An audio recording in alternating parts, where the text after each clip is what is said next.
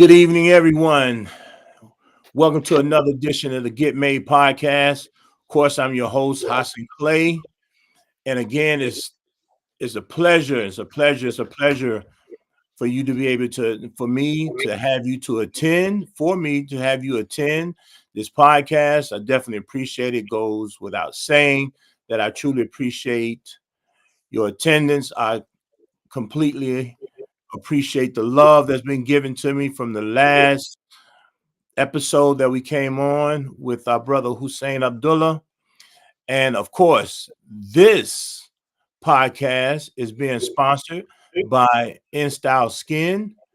Glowing skin and healthy skin is always in style. Of course, we have a QR code that you can definitely link to be able to check out the products, the beauty products, um, body butters, soaps, sugar scrubs, all the great stuff that you have to make sure that you and your loved ones are looking well and ready for the occasions. Glowing skin, glowing healthy skin is always in style. So again, our podcast is being broadcast and being live streamed via Restream on Facebook and on YouTube on the Get Made podcast channel. Please subscribe. Please tell a friend and check us out there. So today I have an exciting guest, a special guest, a good friend of mine, a good friend of yours, if you know him. And, he's an attorney up in the Washington, D.C. area. And we're going to talk about mentorship today. And he's a graduate of Morehouse. um don't know what year, forget what year. I used to know that, to be honest with you. And also has his law degree from Vanderbilt University. Without further ado, I'd like to introduce you to Anu Kemet. Brother Anu, how are you? Assalamu alaikum. وعليكم السلام ورحمة الله وبركاته أخي. Alhamdulillah, I'm doing Alhamdulillah. very well. I'm doing very well. Thank you for having me. Alhamdulillah. That's good, man. So I gave just a brief introduction about yourself. Why don't you fill in some blanks for me? Well, I was born in Minneapolis, Minnesota. I grew up in various states, Minnesota, Wisconsin, Georgia, Florida. I graduated high school from Georgia, so I call Atlanta home. I'm a U.S. service member, and I graduated Morehouse College and went on to Vanderbilt University's law school and divinity school. So I have a master's in ethics along with my law degree. I currently practice in various areas of civil law here in the DC, Maryland area. Okay. And so before we get into a little bit more about yourself, you are the inaugural person who gets to get who gets to get the icebreaker questions for the Get Made podcast. These going to be the Get Made podcast questions, right? And so, first question is going to be three questions. So, first question: what is a book that you have read that you have enjoyed from a high performing author? So, kind of having been tipped off as to the subject matter of what we're going to talk about, I would recommend a book of by a guy named Richard Reeves, Of Boys and Men. Mm. And I have the book. Yeah, I know the book. I have the book.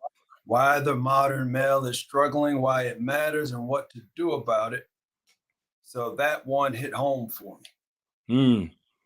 Well, and I'm always loath to just get one book, but if you got to pin me down to a book, that would be something recent. Okay, well, I tell you what, give me three. How about that? Give me two more.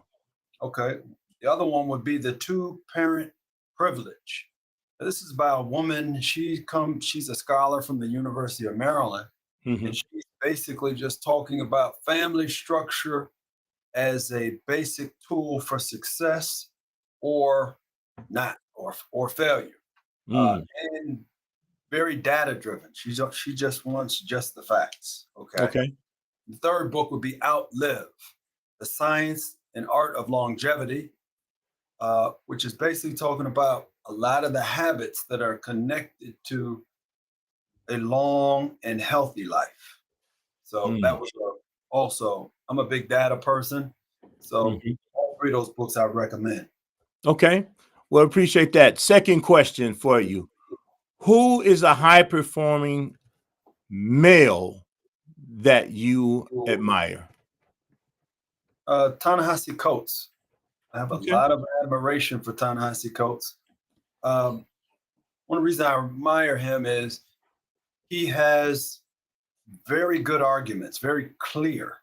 Hmm. Uh, he's said things in a way that he gets to the point. He doesn't have to say Okay. a lot of words around it. Hmm. Put the concept out there and it gets there clear. That's one of the things I loved about Brother Malcolm. It's Hmm. not always that he said things that were original uh, Okay. or, or even insightful, Hmm. right? But he put it in the best way, right? Okay. He got to the heart of the matter in a way that was so clear as to not be able to be questioned. Like, this is how it ought to be said. So, yeah, Brother Malcolm. And Ta-Nehisi Coates writes this way. Okay. All right. That's a wonderful. That's a wonderful. I literally I forgot about Ta-Nehisi Coates, to be honest with you. And I got a couple of his books that I've read, and I've thoroughly enjoyed them. Um, and I don't know, when you said it, I'm like, wow, that is a good guy to kind of admire. Last but not least, what is your thought on the state of manhood of today? Well, if you're at the top of the manhood food chain, it's excellent. It's never been better. If you're Mhm. talking about men in general or black men Yeah, specifically, so that I'm glad you said that, because I'm gonna get directly specific. Black manhood. oh, we're hanging on by a thread. We're Mhm. doing warm up. We're doing the Native American warm up lap, right? Mhm. Right before they were taking them out, before they Mhm. took their land, before they put them on reservations, before they committed genocide. You know, that didn't happen overnight. Mhm. And our circumstance, in my opinion, um, mirrors or mimics, and it's very similar to other native peoples or indigenous people, despite the fact that we were kidnapped. Our Mhm. situation here as men is terrible. Terrible. It's horrible. Horrible. Wow. And you think about that whole aspect of, all right, they already kidnapped a group of people, brought them over. Now they're trying to kill that group of people off, especially the men. Absolutely. Hmm. And some of our men even suffer from what they call that Stockholm syndrome. You've been held hostage so long that you're in love with your captors. Hmm. You model your captors. You Hmm. want to be like your captors. Matter of fact, we could get you together to go kidnap even more people.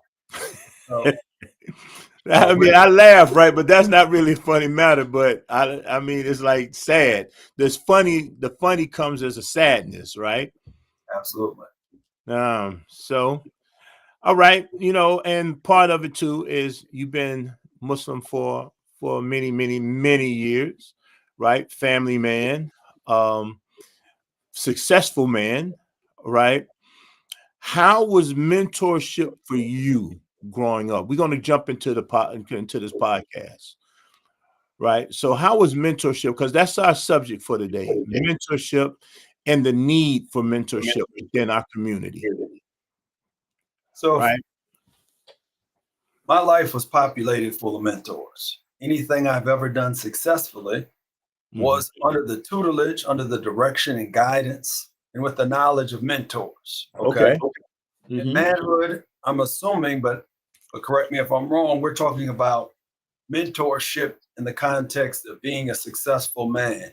Right, It, a high performing man, right? A high performing man, right? okay. And when we say high performing, we're not talking about somebody who has to be like rich and extremely wealthy, but people who are doing things on a consistent basis and who are trying to make strive. They're trying to be in a better position a year from now. They don't want to be the same person or in the same position, right?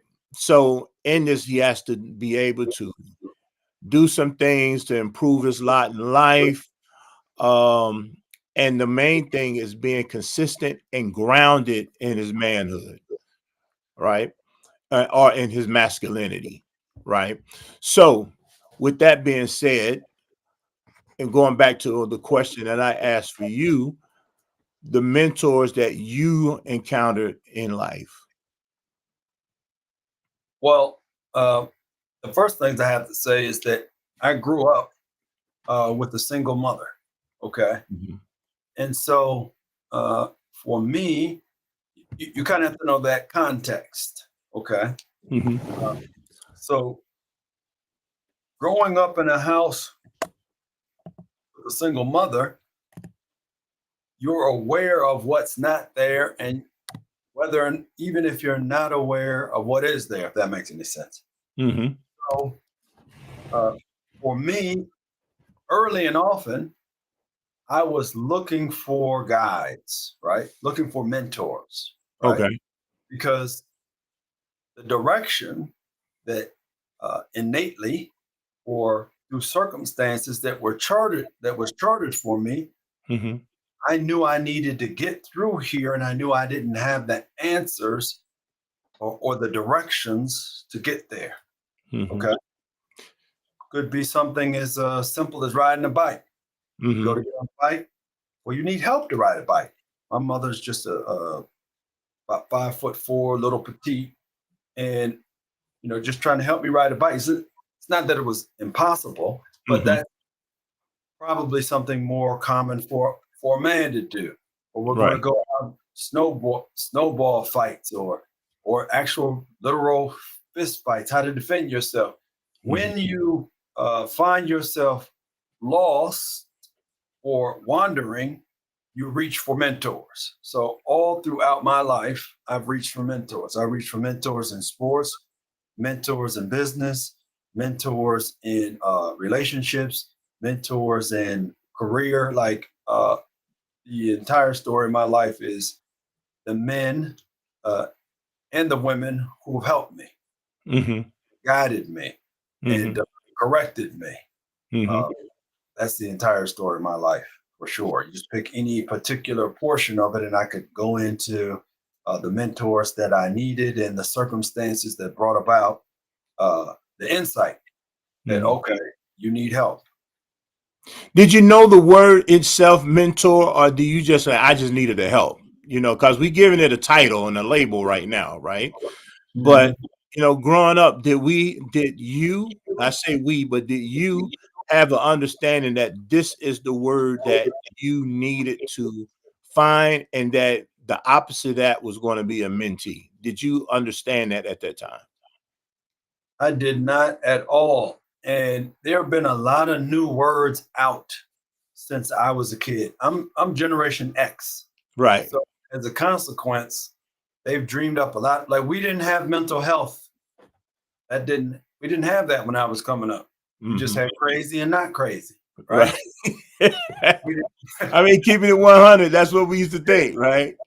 really. All we had was, men and women. We didn't have the internet. We didn't have a lot of these words, Right. but we had the circumstance and we had the need and we had the things that were still going on. So uh, if you wanted to be successful, I ran track, you need a coach. I didn't call my coach a mentor, but clearly he was mentoring me. Right. When I got the first job, one time I had a job as a electrician's helper. Okay. And I didn't call him a mentor. He was my boss. He Right. was mentoring me. My uncle, uh, I'll never forget, he taught me how to change tires and change the oil in the car. We didn't have Jiffy Lube and those type of things when I was coming up. So Hmm. again, I called him my uncle. I didn't realize he was my mentor. So Hmm. all throughout life, men showed up and women with guidance, Hmm. and I knew they were a help, and I knew they were valuable, whatever the label they were carrying at the time. Right. So then we definitely want to make sure that we're addressing our audience that we're not really hung up on the label. as the service that we're actually looking for at this point. If you're going to call them uncle this, auntie that, or whatever, just know that that's the shoes that they are filling at the time. Is that's a correct assumption of that or analysis of that? What you're saying? I would add a friendly amendment, because one of the questions that I go around asking young men and women Okay. is, do you have any mentors? Okay, and they'll rattle off some names. And I say, well, hold on, let me see what's going on with that relationship. Okay. Okay. Because for me, the terms that I use are mentor, advisor, or consultant, and supporter or cheerleader, right? Right. Cheerleader, someone, you know, anybody. You might say, hey, listen, I'm going to build a rocket ship and go to Mars, and I'm going to go on corn oil. Go, go, go, go. Look at Right. you, Mars. You don't even want to stay on Earth now, do you? That's a cheerleader, right? Okay. Someone else who was a supporter, they may say, well, listen, I got a friend of mine. He's got a cornfield, right? And he might be able to give you corn on the cheap, or he throws a lot of corn away, right? Right. Someone who is giving you advice or support, Mm-hmm. or even an advisor, right? Mm-hmm. Well, if you are going to go to Mars, you might in fact try gasoline or diesel, Right. right? And here's why: when you get out of the atmosphere, the particles are going to separate, and whatever the case may be, right? Now, but a mentor, right, is someone who gives advice, invests, and therefore has a stake in the outcome, right? Okay. People giving you information as you're passing by, they may be helpful, they may be valuable, they may be useful. But if they're not investing, giving of themselves, and have a stake in the outcome, they're not the same. Your college counselor probably wasn't a mentor. Okay. They were an advisor. And if they cheerleaded or whatever advice they gave you, they're not there to pay the bills. Your parents are there to pay the bills. They're not Right. there if the decision is good, bad, or whatever the case may be. So I think when I think mentor for myself personally, it's someone who invested and was going to be there for the outcome. And if it went wrong, they're there to support you. They're like backing their advice. Okay. So then the stake that a mentor plays in a mentee's life is very important. It's like they're actually really putting skin in the game at this Exactly. point. Okay. And so, as you say, a person has some type of investment in the person that they're actually working with. When you look good, I look good type of deal. Exactly. And the Okay. opposite. You look bad, you make like a father is beyond a mentor, meets the Okay. qualification of all those things and more, Mm-hmm. right? Mm-hmm. But you're at least a mentor. You meet multiple levels of qualification, right? Mm-hmm. Mm-hmm. For example. Okay. And so I want to stay where we are, right? But you brought that up. And I know some years ago, you and I had some conversation. I want to tune our listeners into this conversation because I won't lie to you. It was a very dynamic conversation. It has influenced me in many ways and some of the things that I think and how I think at this point. And so I want to share that conversation with our listeners real quickly, right? So the conversation is, and I've said this before on some of my reels and some of my podcasts, that as men, young men, we haven't had the opportunity to see our fathers be sons to other men, where women have been able to see their mothers be daughters to other women. And it goes into that thing of even a father or that person being a mentor and more, right? How you just put it. Want you to expound on that just a little bit more for our listeners.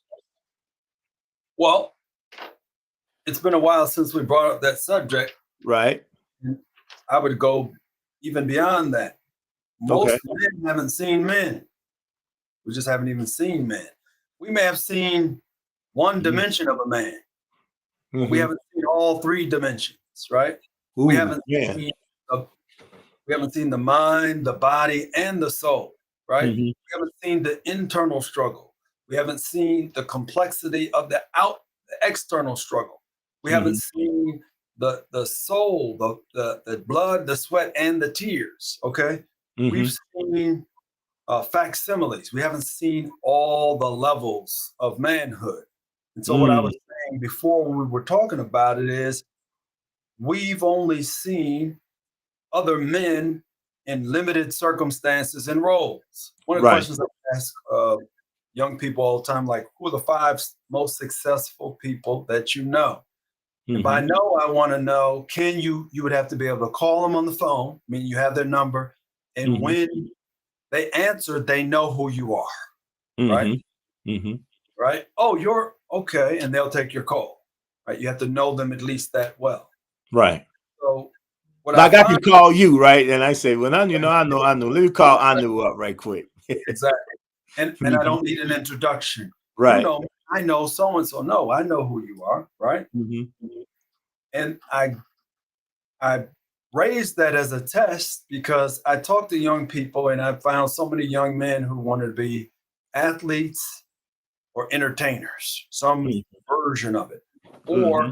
some sort of what do you call this? Business entertainment billionaire.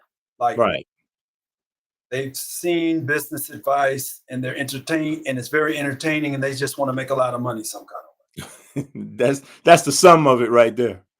Exactly. So what I Mm-hmm. say is like, do you know anybody who's been successful at what you're trying to do? So I know of LeBron James. I don't know LeBron James. Mm-hmm. He doesn't qualify as someone who could give me information about it. I Mm-hmm. know Little Wayne or Kanye.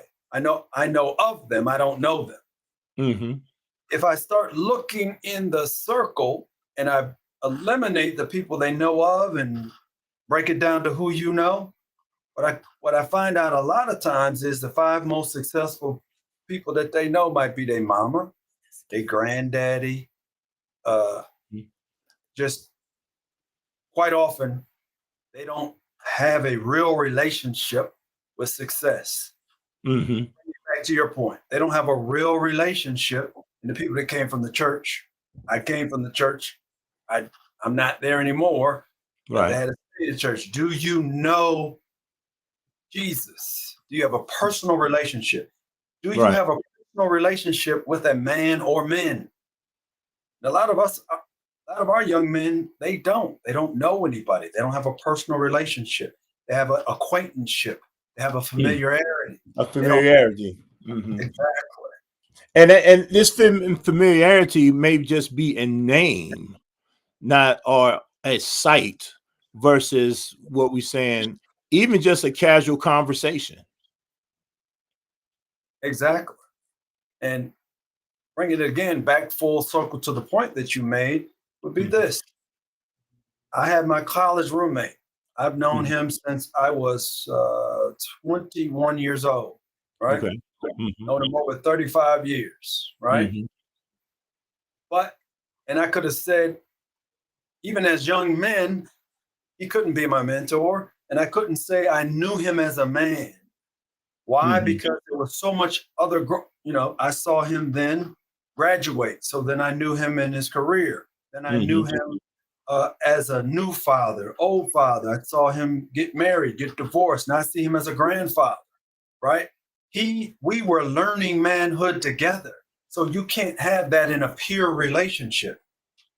A guide has to have already been where you're going. And many of us, we may have brotherhood, and I'll put a big may on that, but we Mm-hmm. don't have a relationship with manhood. We don't know men of all stages in all areas of life. We have a Mm-hmm. very limited relationship in view of what happens. Okay. We're mimicking the one dimension we are exposed to. We mimic it. We don't understand it. We don't have a real relationship and understand it. with it because no one's teaching us. Okay. You can't just watch. I can't be a plumber just because I watched plumbers. That's not gonna work. Right. Think Yeah, of how because I was gonna get to that because when you as you were saying it, then I started thinking there is a difference between mentorship and apprenticeship, Mhm. right? Would that be would that be safe to say what you're saying? I would agree entirely. Okay. And manhood is an apprenticeship. You can't learn how to be a man from a book. You can't, oh, I studied up on it, now I am. It's an experience. It's experiential learning that's best taught from those who already know. Okay. Okay. And so so I know a lot of times then we take mentorship and we compartmentalize it, right? I have a mentor for business. I have a mentor for, family. I got a mentor for, working out or whatever, right? We have all these things that we call in mentorship. Within, if I'm hearing you correctly, a mentor would encompass a fullness in experiences that then would bleed over to the mentee. If in fact we're talking about a manhood mentor, you're Okay. talking about a life mentor, right? Okay. Hmm. And in that context, it may or may not be your father. In my opinion, your physical father, if he's performing that role, right? Hmm. Hmm. His job is to get you to manhood basic. His Okay. job is to produce a basic man. From the point that you're basically a man, right? Hmm. It may be your father who continues to mentor you by himself or with others. Hmm. It may not. Your physical father may not be your spiritual father. He may not be your vocational father. He may Hmm. not be your educational father, right? Like I Hmm. have different apex mentors in different areas of my life, Right. right?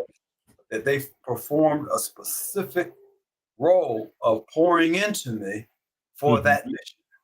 And when that mission was complete, and I'll use the word complete because I don't want to say ended because I'm still educating myself, right? Right. Right. That's not over. But the job of being mentored in that way was complete. Hmm. So I've had different mentors in different areas of my life, depending on what the mission is, Hmm. all throughout the years. Okay. Okay. And so as we continue to move this conversation along a little bit, um, I understand that one, you do have a program, right, for mentorship, and you're pulling in guys who you feel would be great mentors for young men or for boys, right? What is the criteria for that with your organization? Because everybody's not going to be a good mentor. Just because you're a man or you call and claim yourself to be a man, you may not be suitable for being a mentor. What is Absolutely that right. criteria? What is that criteria? So I do not subscribe to the school of thought that someone can self-proclaim themselves as really anything, Okay. right? Hmm. You need to have references. You need to be endorsed, right? In Hmm. anything that you do, right? Hmm. So, like, I can't just up in one day say I'm an imam. You're an imam. That's a role to perform, right? Hmm. Hmm. Uh, in Christianity, to be a preacher, you're supposed to have preached a trial sermon. So you had to get someone to anoint you to say, yes, you are. Right. Okay. Hmm. So for uh, the group of gentlemen that I'm associated with, uh, we endorse one another in Okay. different things, right? Hmm. And the endorsement, it's not necessarily a formal process, but it is like it's similar to when we're making salat in Islam. Mm-hmm. You know who knows more about what, or who's more qualified in situation if you have male intimacy with one another. Okay. I Okay. know you do that better than me because I know I would seek you for this thing Mm-hmm. because you are so much more knowledgeable in it, or more accomplished in it, or more dedicated, or disciplined, or focused on this thing. Mm-hmm. So I would say that for us, when men have developed themselves, we understand a man with self awareness understands what he can do and teach others in what he cannot. Right? Like I'm not going to jump out there and start teaching someone tennis. Like I don't. Like, You don't know nothing about tennis, right? okay. Not enough to be that person, right? No, I scuba Mm-hmm. dive and I Okay. have open water and advanced open water, but I would Mm-hmm. not teach someone. I'm not a dive master. That's another level. Okay. Mm-hmm. Mm-hmm. Because I can save myself, or because I know CPR doesn't mean I'm going to try to teach it, even if I knew it for years and years and years.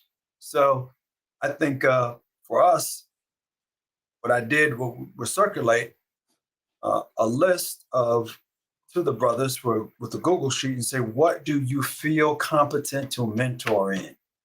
Right? Mm-hmm. Just in terms of you yourself. And then when the list went around, we can develop a consensus that says, okay, these brothers can teach these things, right? Mm-hmm. And we want to find young men in need of these things so we can mentor them. Okay. Okay. So if I'm, I listened to you a little earlier today, and I heard how you really want to find people to guide you and what it is that you are actually looking to do, right? What would be the criteria for a young man in your shoes? Guide him to how to find a mentor. Well, the first thing is you have to know that you need help and lots of it. Mm-hmm. Okay. And I know we're using the word mentor, Right. right? Mm-hmm. Uh, but I always want to push back a little bit from this perspective. Understand that you may need many people. You probably need many people, right? Mm-hmm. Not just one person. There's not a magical wizard. If I could just get to the Wizard of Right. Oz, Mm-hmm. I'll get a heart and a brain and Right. courage or And whatever. No, courage. Right. And no, home. Right. And home. Right. and home. Exactly. Mm-hmm. No, it doesn't have to be all wrapped up in one person. It may be a collection of men, the OGs who put you up on game, right? Mm-hmm. The Mm-hmm. first thing is you have to understand the game, Mm-hmm. whatever the game is, and understand that you don't know it, and then identify others who do, Okay. right? So I Mm-hmm. went to law school, right? Come out Mm-hmm. of law school, say I have a law degree, right? Mm-hmm. And then someone comes up and says, hey, can you help me file my immigration paperwork? I cannot. I know there is help. I know I can't because I've never done it. I Mm-hmm. know it can be done, but I Mm-hmm. haven't done it. So I have to go find the doers, right? And Mm-hmm. not just any doer, the doers who can and will, meaning have a willingness to teach. Because I can identify you as a highly accomplished doer, but if you're not willing to take the time to invest and have the capacity uh, to translate what you know to me, you always hear this. Then it's no benefit. You always hear this the scenario that you know. As we stand here today, Michael Jordan's not a coach. Right. Okay, he's supposedly the greatest basketball player ever. He's not a coach. Mm-hmm. Kareem Abdul-Jabbar is currently not a coach. Mm-hmm. Many of the greatest players, and matter of fact, it's often the case that the greatest individual accomplishment aren't necessarily the best to teach multiple others how to get it done. Mm-hmm. So, number one, you got to understand the mission. 2, you have to understand that you don't know how to get there without assistance, right? And that's really an important point, because many of us are resilient, we're dedicated, and we're going to persevere, and we'll wander until our feet fall off. We're not going to give up trying to get there. We're also not going to get there, but we're determined to try in the wrong way. If you don't understand you need help, you need a guide, and the only way you're going to get there on your own is accidentally, and maybe half dead and half alive, then you won't be looking for help. You won't be looking for mentorship, right? You've seen you're just driving around the city. You're going to drive until your gas runs out. Run out. You're not going to ask for help and directions. You don't realize that you're lost. You think that's a part of it? You think that's a little ego, pride? What do you believe that to be? Well, it can be ego. It can be pride. But I mean, ultimately it means that you're underdeveloped, right? If you have so much pride and ego that you're willing to drive until your gas runs out, because there's a signal saying the gas is running out. There's a signal saying, you set out at 9 a.m. to be there by 5 and it's midnight. Okay. Allah doesn't leave us without guidance. He's letting you know that you're lost if you don't know, but you know, right? So you have to respond to the circumstance and not react. Ego is a reaction, right? It's the reaction of an undeveloped person. Right. Imagine being so manly and so full of ego that you're just going to drive until you're lost and out of gas. This is absurd. Well, and I believe this society, in a sense, with the whole aspect of individuality and everybody trying to be their own person, right, promotes that level of ignorance. Absolutely. The white man who, hold on, am I allowed to say white man? Look, this is the Get Made podcast, bro. Speak your mind, all right? The white man is the original mob, right? He's the original clan, right? He knows that his mission desires cooperation with others. He's got to get the lynch mob together, right? He's got to get the gang together, right, to accomplish his mission and goals. But the advice he gives is to go it alone. The story he writes is that he did it alone. You know that Christopher Columbus left Spain. The Nina, the Santa Maria, right? Okay.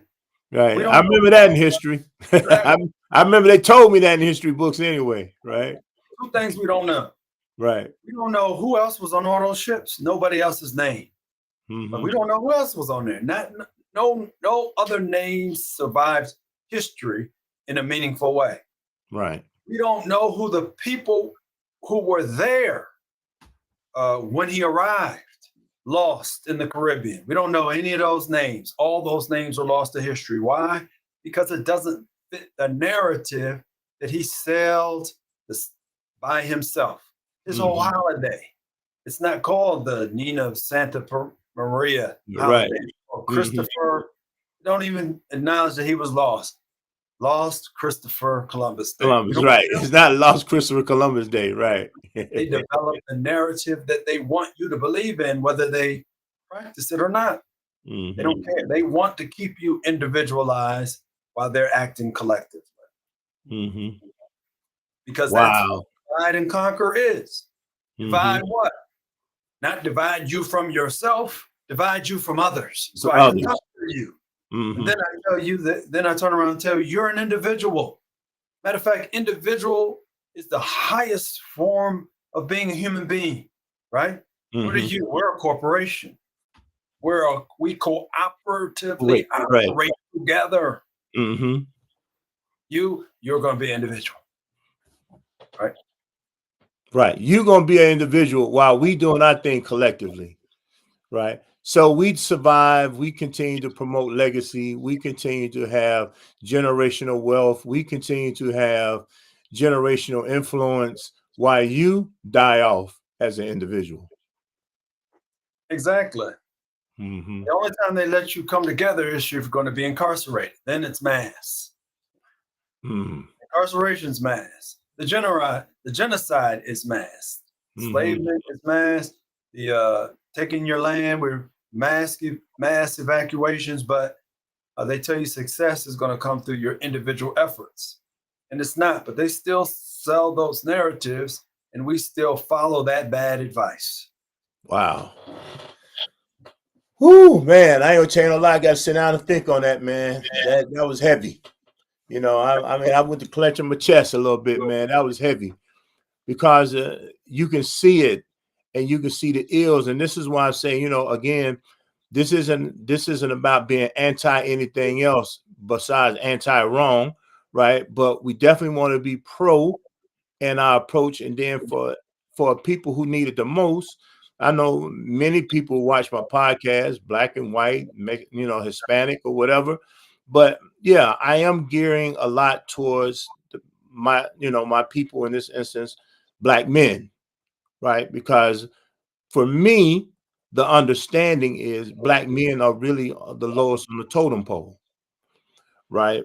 And so, and we are probably the one out here wandering the most, right? We still in this wilderness and we wandering. It ain't 40 years at this point. Is well over, well, close to 400 if you want me to say it, but definitely since the advent of emancipation, right? We've been wandering without real understanding of collective, and if we ever get collective somewhere along the line, they try to destroy it, right? But then we help them destroy it, right? And so I'm looking at, and I'm hearing you say in this regard, the individual that they continue to promote, the individualism that they continue to promote, means that we are still going to get picked off one by one. Absolutely. And that's how we operate. That's what we've been taught. It's the lie we've been told, right? And I would say, and I'm a big language person, right? Right. I like to have the best word for the discussion of the matter. Right. So I would even add a friendly amendment and say we've been scattered, right? We were bombed out of our homes and we were scattered to the four winds. It's not that we just went out for some bread and got lost. We were forced into the wilderness without guidance, without language and direction, right? And it's a miracle that every day that we survive, it's a miracle that we didn't perish, right? Right. That's where the relentless thing come into to play. Exactly. Well, really, that's where Allah subhanahu wa ta'ala comes in. God said that I won't allow it, right? Even if you do this to my people, I'm still going to protect them. I'm still going to give them guides. I'm still going to give them symbols and protection. But that's a whole other discussion. Right. When we're talking about the perpetrator, this isn't circumstantial evidence. There's direct evidence as the proximate cause of the wandering, right? What is the real cause? In the law, we have approximate cause. Yes, this event occurred, but what was the cause of it? What was the triggering event for the phenomenon that occurred? Did we just do it to ourselves? We just said, hey, you know what? It's just too hot in Africa. Let's find somewhere else. Maybe those guys up north will transport us by boat. Yeah, it might be a bit crowded, but we'll be out of here. So because it's terribly hot, I got to get out of here. This never happened, right? I ain't gonna lie to you, man. We also over here just sitting there cracking up with that statement there, right? I love it. I love it. I love it. I love it. I'm gonna make a reel of this one, man. I need to remember that time frame. I'm gonna make a reel of this one for real. Yeah, I think about this stuff day and night. Right? We left upon pain of death. We were kicking and screaming. You think of the 3-year-old wouldn't let go, right? We kicking and screaming. Some of us were so determined, we just jumped off the boat. Right. I love where I'm from and who I am so much. I'd rather die than go to this unknown place. The hell that you've already introduced me to. This was just the first level of hell. All these different levels of hell. So I'm just saying, we got to point to the proximate cause because people start forgetting, right? My Jewish brothers taught me to never forget, and I do not. My Jewish brothers do not forget. Right. Never. And they're going to remind you. They're going to continue to remind you, too, let you know. And they definitely 2-3 generations removed, right? But they still going to let you know. Absolutely. And they control their words. We're not talking about mentorship anymore, but this is also one of my favorite topics. No. I think we are. Personally, I believe we are, Anu, because we still have to be able to give the people the information so they then can turn to the mentorship that they need. Good point. Right? Good point. You know, this is just a corralling and moving people in a direction. It is what it is that they need to actually kind of be in the first place. So yeah, this is still mentorship. This is just a piece of it that's not getting talked about, pushing you towards it. So to connect it directly, then the question is, and you said it earlier, which was the black man is in the worst state of any man in America. The question is why? Why? Because they killed, they enslaved, and abused our mentors. And then they dismantled the institutional process of creating black male mentors. They dismantled it. They laid waste to it. As a consequence, this is why we're most in need. We're most in need because we have been the most targeted for surrogacy. Right? They want to get a surrogate in there. Right? White man is our surrogate father. Right? He is the worst stepfather that ever was. Right? Definitely had a bonus. He definitely had a bonus father at that point, right? The worst. He divorced our mother, but didn't leave the home. Divorced our mother, don't pay the bills. Still comes home, abuse her, abuses us, right? We still got to carry his name, right? We still got to live with him. We still got to take out the trash when he says take out the trash, go to bed when he says go to bed. What kind of stepfather? He never loved us, right? He's he's the worst stepfather that ever was. He's our surrogate father. Until you replace him, this is what you get by default, right? And so we need mentors more than anyone. And many of us, we want to, because of this abusive relationship with our white stepfather, we look for anything that we can see that is a replacement for this. Yes, basketball, but wait a minute, you're 5'3", basketball. Anything that I can see. Rap, wait a minute, you stutter and you can't put a decent sentence together. I don't care anything other than being my stepfather. Anything I see enough of, I'll just be that. You've seen the book, Are You My Mother? We're in a scenario of where the little baby elephant's going around saying to the giraffe, are you my mother? To the cat, are you my mother? This is the black man. Are you my father? Are you my father? Are you my father? No, I'm not your father. Matter of fact, get away from me. Get away from me. I'm your stepfather. Right? So we're in that scenario. And many of us don't even realize it. We feel like, what do you mean that's not my father? We have the same name, right? We live together. What do you mean? Yeah, I live in the basement in the dark with no lights. And when it rains, I get hypothermia and I'm barely surviving. But and it leaks and floods down here and everything else. But I'm still here. Exactly. It's my fault. I should have built a boat, right? For the flood. So we're in that scenario. But I'll tell you this, because we're in this scenario, we are very inclined towards the truth, right? So when you've experienced so much misguidance, when someone comes with a clear argument, it's easier for you to see. You've seen all the lies, and when you see that truth, it's easier to see. And I know for me, one thing that when I came to Islam, I saw was the brotherhood, right? And the manliness. Brother called me up. Christian brothers always calling me up saying, "How do you get your women to submit?" I was like, first of all, I mean, like, they're probably not submitting like you think, bro. But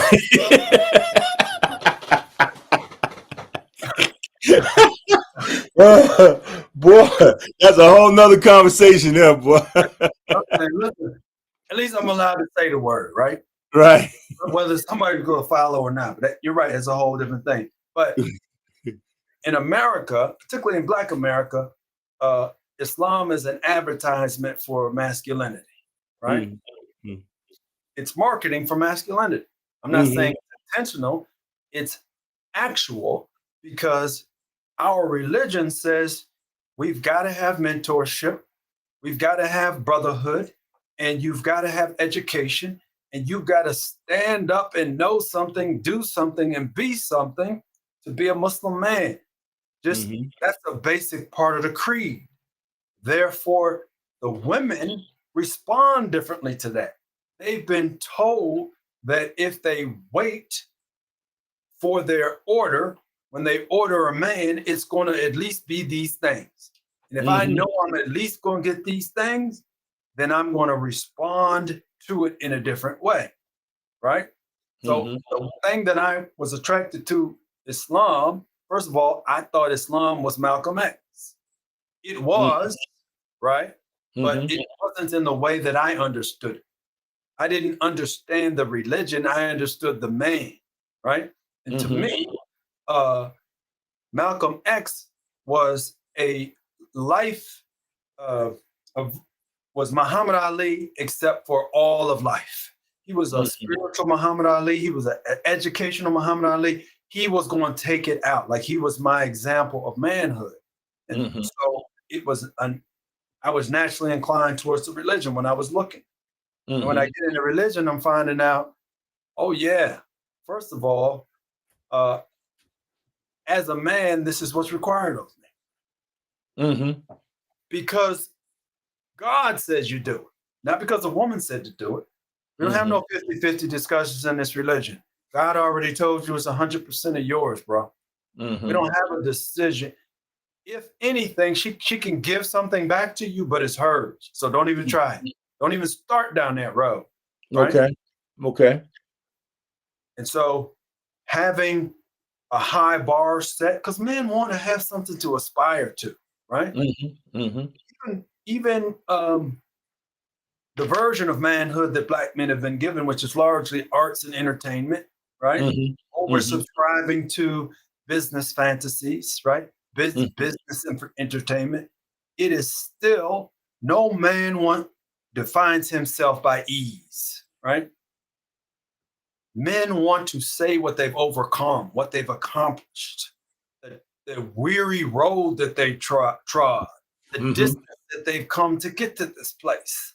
So it didn't daunt me becoming a Muslim, saying, hey, you got to do all this. Okay, let's do it. Because when I do it, I'll be somebody. I'll be worthy, right? And we're going to show you how to do it. We're not just going to say, do it, figure it out. We're saying, do it in this way. Matter of fact, day one, we're going to give you a mentor. He's not with you physically, but his example is so powerful in human history that he doesn't have to physically be here. Right. Because all we do is talk about and emulate his example. His examples, right. Muhammad sallallahu alaihi wasallam. Wow. The ultimate mentor, right? And so, all right, Anu, man, I ain't gonna tell you a lot, bro. I want you to kind of close me out with some tools and steps that some brothers can do in gaining mentorship and getting mentorship, right? Because we talked about the problem. I definitely want to get solutions, but I want to ask you in front of our audience, can I get you to come back soon and we can kind of continue some of this conversation? Absolutely, brother. Okay. Absolutely. All right. So with that, Anu, can you wrap us up with how? Give me 5 ways or 3 to 5 ways that a young man can look for a mentor, and also let them know about the organization you have up in the DC area. So I'm a member of an organization here in the DC area. It's called the Collective.